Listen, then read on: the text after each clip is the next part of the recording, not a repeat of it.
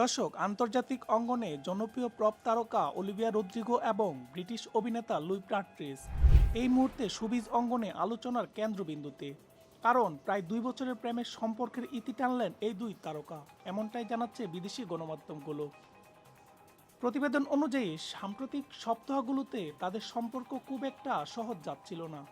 এক পর্যায়ে দুজনই সিদ্ধান্ত নেন এই মুহূর্তে আলাদা থাকাই শ্রেয়। ব্রিটিশ গণমাধ্যম দ্য সান জানায়, লন্ডনে গায়িকা লিলি অ্যালেনের একটি পার্টিতে এই বিচ্ছেদ নিয়ে কথা বলতে গিয়ে আবেগ ধরে রাখতে পারেননি অলিভিয়া। সেখানেই নাকি তিনি কান্নায় ভেঙে পড়েন। 2023 সালে প্রথমবার প্রকাশ্যে আসে অলিভিয়া ও লুইয়ের সম্পর্ক। এরপর 2024 সালে অলিভিয়ার গার্ডস ওয়ার্ল্ড ট্যুর এ লুইকে একাধিকবার পাশে থাকতে দেখা যায়।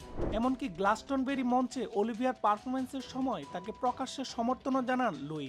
তবে এত স্মৃতি ও ভালোবাসার পরও সম্পর্কের ইতি টানার এই খবরে হতাশ ভক্তরা।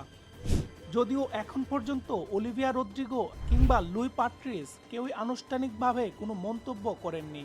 তারকাদের জীবনের সম্পর্ক যেমন আলোচনায় আসে, তেমনি বিচ্ছেদ নিয়ে ওঠে খবরের শিরোনাম।